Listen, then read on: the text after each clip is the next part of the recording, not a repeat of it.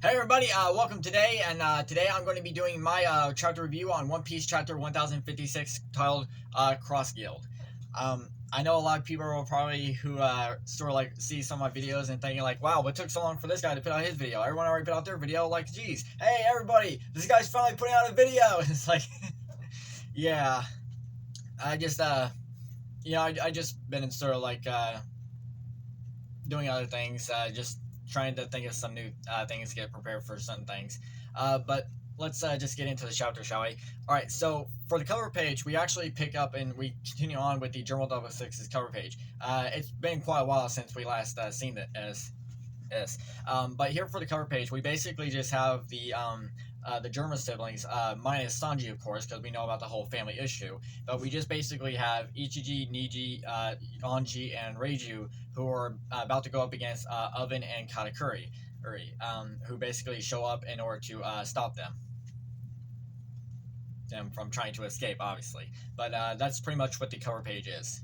All right, now as we continue on even further, we basically pick up.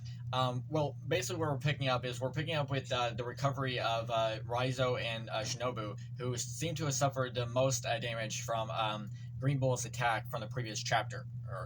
Here we just basically see them as like they're basically like shriveled up mummies and stuff like that. Like that's basically what they are. They're like shriveled up mummies. In this case. And then while they're recovering and everyone else is recovering and mentioning things, so after the whole events that went on, here we have Kinemon, who comes in and sort of apologizes for not being there. And this turns out that the whole reason that Kinemon was not there is because he went to Curry to go check on his wife that he had left nearly 20 years ago. Keep in mind, Kinemon was one of the people who actually traveled into the future, 20 years into the future, so he had to leave everyone behind 20 years in the past. So his wife remained in Wano for nearly 20 years while he traveled into the future 20 years. So basically, it turns out his wife is fine. She's got a few injuries from what had happened, but it seems she's it seems that she's imperfect. I can't even talk right. I can't even get a single word out. It's like, oh look, she's fine. She's living. She's gonna make it. All right, Kinemon, you go and get your girl. Well, technically, you already had your girl. Okay, so ironically enough, we also get a funny moment with Raizo, who also said that he wished he had a girl. But right now, Raizo needs to be focusing on recovering and stuff like that. Alright, so after the whole trying to recover and the whole Kinemon situation with his wife and the whole recovery of Shinobu and Raizo, we cut to another part of the chapter where we have Carrot, who finally, we get more Carrot. Yes! We have Carrot, who is summoned by Inuarashi and Nekomamushi. And they're basically here to announce something to her very important, right? And it seems that they have chosen Carrot to be the new ruler of the Mokomo Dukedom. So basically, the new ruler is what they've chosen, and Carrot is to be the new ruler. Now, Carrot, Carrot's first reaction to this is that she's very thrilled and happy, and like she's very excited and honored by it. But at the same time, once she realizes, wait a minute, whoa, back up, stop, King, no way, I can't do it. No, I can't do it. But and here we have Inuarashi and Nekomamushi basically stating that because you have actually got to go out there and travel with the Straw Hats, you got to explore and see part of the world that no other Mink has before. And because of this, you seem to be the most perfect choice for this option. And I have my own opinions on this necessarily, and I'll sort of get into that here in just a moment. But I want to continue on with this part. Now, here we have Carrot sort of mentioning something very important, but there are many stronger people than me who can obviously take the role, and obviously that's true. I mean, Carrot's only 15, and her experience on like what other Minks have learned over the years is probably nothing compared to him. Even if Carrot did go out there to see, it still makes you wonder like how much experience do you actually know. I mean, just because you actually go somewhere else doesn't mean your experience outweighs the other. Okay, so keep that in mind. All right, sure. Like I've said this before, like with Luffy, like he probably never would have learned hockey. I mean, that's only like a 50% chance. If he never went out to sea, he probably never would learn hockey. But that's only a 50% chance if somehow he did manage to learn hockey on his own island. So basically, that's sort of what I'm saying for the S. Yes, and here we have Wanda sort of mentioning that the Inarashi Nakamushi they made a great choice in choosing you, Carrot. Right? You carry the will of Pedro, and then here for the final moment with Carrot, we have Carrot sort of remembering Pedro, but we don't sort of get we don't get like a flashback or memory, but we do know that Carrot is thinking of Pedro in this instance.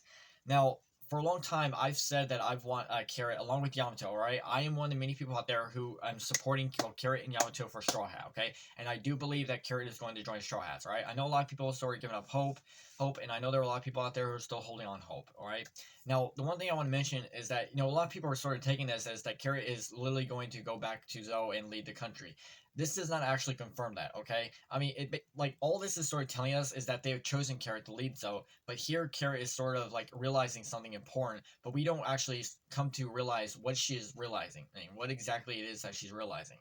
And that's why I do believe that I've read some theories and spoilers that have already come out for 1057. I won't say anything for what those things are, but I feel like Carrot, because like we don't get an actual answer from Carrot. Like in order for this to actually be complete, in order for Carrot's decision to be final, she has to be the one to make the decision. All right, she has to be the one to make this choice.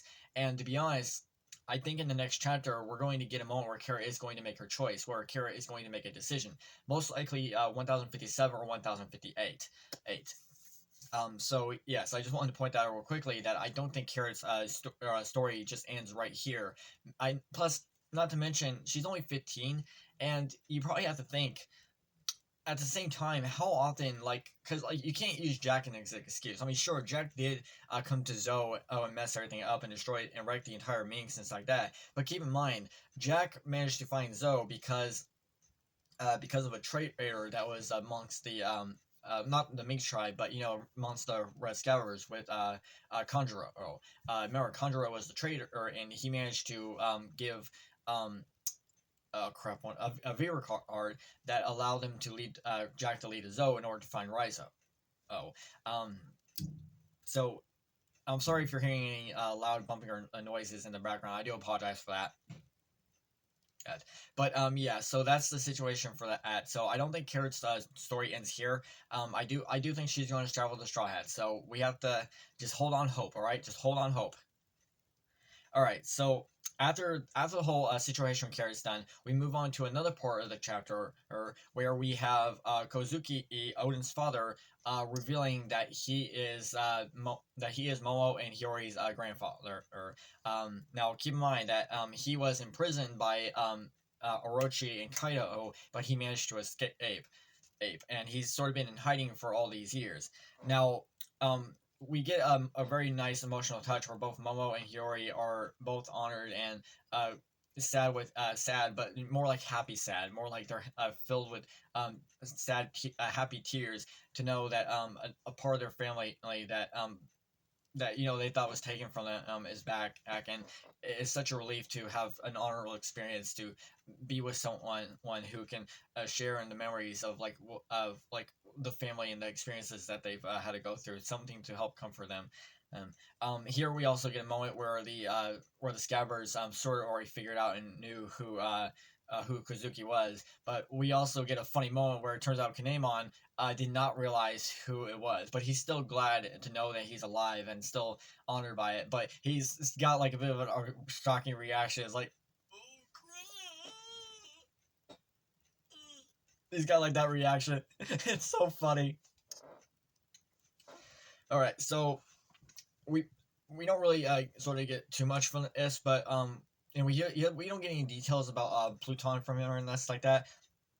But he does mention that he basically just wants to sort of retire. He doesn't want everyone else to know. So he's basically allowing the most trustworthy people, such as his family, his grandchildren, and his, and the Scabbards. They'll probably be the only ones who will be allowed to actually know of his existence.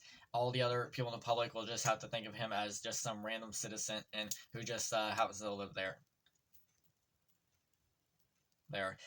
Now, after the whole family reuniting family and stuff like that, we get a moment where Robin is basically telling everyone that Pluton is here in this country, and here we have Frankie, who is shocked by this, who's sort of confused. Well, not really confused, but he's more like shocked because apparently, I guess Frankie didn't realize that Pluton was actually real. I mean, yeah, he burned the blueprints, but I guess for Frankie's mind, he didn't think the whole thing was real. He thought the whole thing was just messed up, or maybe he thought like maybe the ship did exist a long time ago. Oh, or even when he saw the blueprints, he probably thought that no ship could be built. So maybe he thought that maybe someone built like someone created these blueprints in order to build a ship, but they never got around to actually building it. So I guess that's how we can see it for Frankie. Now, we do have a moment where Luffy does sort of like remember and sort of mentioning that Pluton were those blueprints that Frankie burned back in Indy's lobby, and yes, those are the same blueprints. We also get a moment where Robin sort of asks Luffy, "Do you want Pluton?" And Luffy's just like, his reaction is like, "Nah, I don't need it. I don't want it." And truth be told, I don't think Luffy. Matter of fact, I think if anyone knows Luffy at this point, they should know Luffy does not want it. And to be honest, I think even Robin already knew the answer to that. Right? Robin already knew that Luffy didn't want it. But at the same time, she figures she probably asked him because we all know how Robin is. Now, probably the most shocking thing of all in this chapter is we see a beautiful new shinobi come in who is sort of taking Tama in as her apprentice. Now, this woman looks familiar. I can't put my finger on it, but she looks so familiar. I feel like I've seen her before. Huh. Did I hear you say that a mature woman can be a devastating weapon? Who the heck are you? It's me, Shinobu. Wait, Shinobu? From an accident? But wasn't Shinobu... And then... But... Oh well, that's One Piece for you. And here we have Sanji getting all eye-popping, googling eye. Oh man, Sanji, what will we do without you? Actually, what would Luffy do without you? And here we also get a nice moment and a very charming moment where Tama has sort of mentioned that she's going to become Shinobu's apprentice, so she can learn, where she can basically learn, ninjutsu and all that kind of stuff, where she can learn to be Honor and ninja skill. But we also get a nice moment where not Carrot, but Tama has sort of asked Luffy, hey, if I learn ninjutsu and when I'm older, will you allow me to come join your crew? And Luffy's reaction to this is very nice. Like he sort of offers Tama the choice, like not really the choice, but he offers Tama, yeah, sure, or if you learn ninjutsu and then when you're older, you can join my crew. And to me, I like this setup much better than the way a lot of people were hoping for, because a lot of people wanted Tama to join the crew. Or, I mean, not like everyone necessarily, but there were a lot of people who wanted Tama to join the crew. And I mentioned this before, that Tama is not going to join the crew, alright? To me, to me, it did not make any sense, alright? For one thing, we have to consider the option, and it's very importantly, that Luffy knows that he's going to go out there and face Blackbeard again, right? And be honest, because of like the connections that, like, sure, it would be a great dynamic with Tama, who who became well accustomed to Ace when he first visited right there, and sure, it would have a great dynamic. But I feel like we can get that with Yamato too. I feel like that's why we were introduced to Yamato and giving Yamato. I mean, sure, there are other reasons for Yamato as well, but I feel like we already have an option with that with Yamato, or to help better further that and the whole dynamic between that. But keep in mind, because like we know this, like Luffy would feel very responsible and feel very terrible and bad if if Tama were to come on there and end up getting injured. Even Nami, while Nami is very accustomed and like very joyous around Tama, feels very happy around her. I mean, be honest, like with the whole situation with Tama, Luffy, and Nami, they sort of like a lot of people put them out there as being like the perfect family and stuff like that. And be honest, like there are a lot of times even when I can say that, oh yeah, that is the perfect family. Like that is the perfect family. Like I'm not gonna deny that. That. So overall, for Tama, and I've said this before, that the one most important reason the why Tama is not going to go on the crew, and we have to think that's very carefully. All right, child endangerment. Okay, child endangerment. I just don't think Luffy or even Nami or even the Strides are going to think, and like even any of them are going to know, like we're pirates. We're going out there to face uh people or dangerous pirates or marines. Marines, like who knows what would happen to Tama? If she's come with us, she needs to be more prepared and ready. So I'm glad that Oda set it up more like this. To me, this is the much better option. Look, I'm not against Tama becoming a straw hat in the future, but for now, she is not ready. All right, and I've said this before that Luffy that Tama, and I'm glad that Tama even realizes herself that she's not ready. So instead of like asking like Luffy, hey Luffy, can I come with you on your crew and join your crew? And sort of instead of like, and for her, she's sort of realizing is that I still need to keep my promise to Ace. I still need to train and become stronger. Or so I'm glad that Oda set it up this way. This is the way it should be done. Now we also get a moment where we have, oh crap, why did I forget this guy's name? I just literally looked up his name.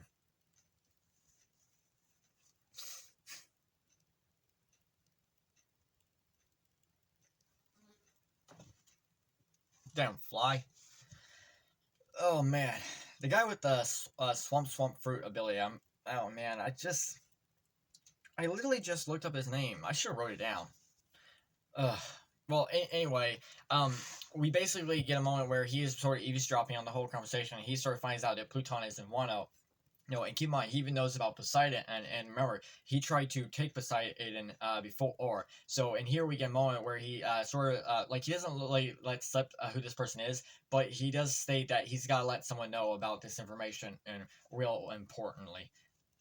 Like, now here we have now days later we cut in, like we sort of get like like extinction, not an extinction, but more like like a passing of the days. Like it's like we've gone into the future a little bit more.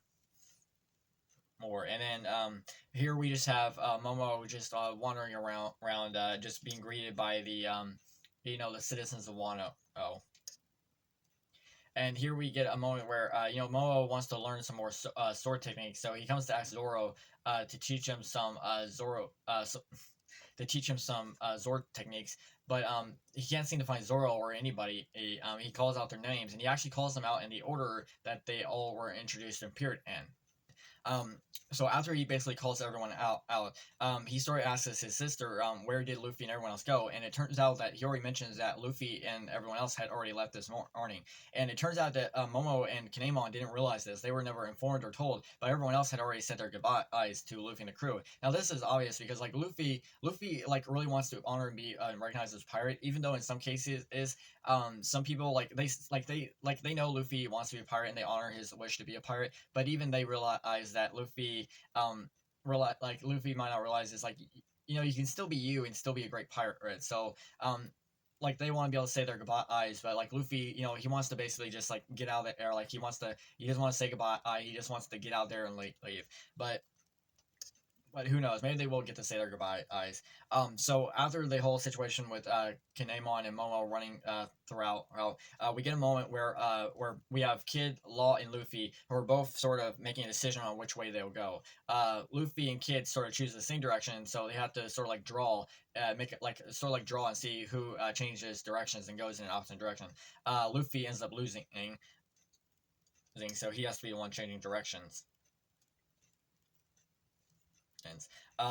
So yeah, we get a funny moment where Luffy sort of makes the point. He's like, I'm seriously the Emperor. How did I lose?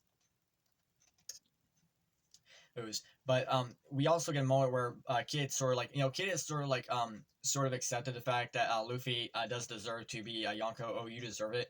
But it seems like Kid is not on the same level of agreement and to or to accept the fact that Buggy is the one who is become a new Yonko. And it also seems that his new cross guild plan has also has new members such as Dracula Mihawk and Sir Crocodile who have also joined along.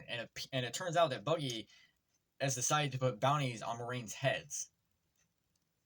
Now, Zoro finds it very weird that Mihawk would join Buggy's crew. He thinks like something like a lot like even Luffy is very shocked by it. It's like he doesn't realize what's going on. Like no one can understand what's happening. It's like what in the world happened while we were in Wano? Oh. No.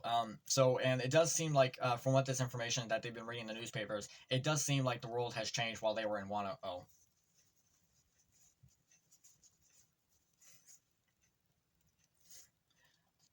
So, yeah, so, and we're getting to the moment where they all begin to say their goodbyes, but we also get some other moments. We also have a moment where, Law gives Kid a copy of the poneglyph. And we also get a moment where Kid sort of mentions that it turns out that Kid had managed to get a copy of Big Mom's poneglyph from Snack. But we also get a moment where Kid sort of mentions that we have to find a man with the burn scar, and that's not enough to go on. So it's like they need to find someone, but they don't have any leads to know where he is. And Luffy's very curious by burn scar. Like, what do you mean by burn scar? Or and here we have Law, who sort of got like his hat. Like we see a moment where Law's got like his hat down, and you can't really see his eyes expression. So like Law's sort of giving off he's sort of like giving off a vibe. Is like, okay, I know who they're talking about, but at the same time, it can also be in a situation where they were like, okay, I think I know who they're talking about, but I don't know 100%, but I got a funny feeling that it's that guy. Here we have Robin, who sort of has like a question arc, wondering like who they're talking about and to be honest, it's a complete mystery. And here we have Kid just making a funny moment of Luffy about something that he knows that Luffy doesn't. Now, for the final part of the chapter, we have Momo and Kinemon sort of continuing on and sort of calling out for everyone. And Momo, but it turns out that Yamato is still on top of the building, where she announces that she's made up her mind and that she's going to go and join Luffy's crew, and that she's going to live the way Kozuki Oden did. So yeah, so that is it for the chapter. That is it.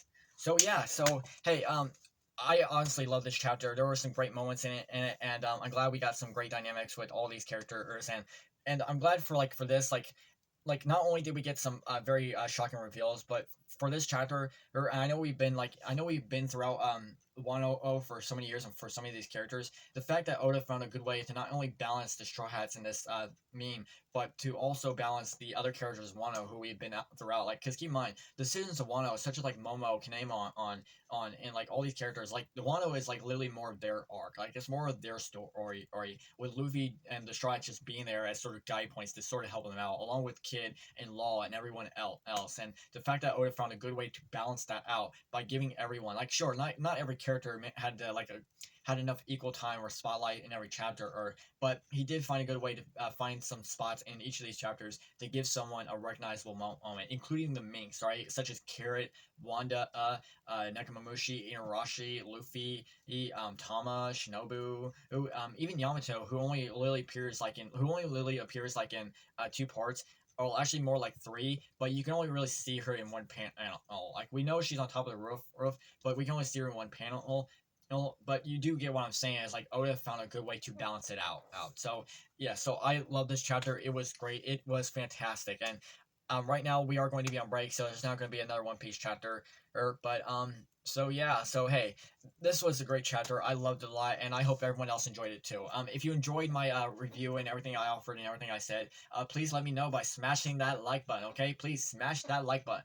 All right, just don't break it. All right, I mean, I don't want YouTube to the YouTube company to send out payment bills. It's like, hey, you break it, you buy it. All right, like, come on, let's not go that far. All right, just give a little push. All right. Or smash, or whatever, right? Just don't break it, okay? Just don't break it. And while you're at it, subscribe to the channel, okay? Subscribing to the channel helps you and helps me, all right? We're helping each other out, all right? We scratch each other's back. You scratch my back, I scratch your back, all right? We're helping each other out, all right? So please subscribe to the channel and hit the notification bells, okay? You gotta hit those notification bells, all right? Or actually, you should ring the notification bells, all right? Because it's a bell, all right? You don't hit the bell, you ring the bell. Ring the bell, ring the bell. Come on, even Quasi knows how to ring the bells. else. But yeah, so that is all. So hey, thank you so much for joining me. You all have a great day. Bye now.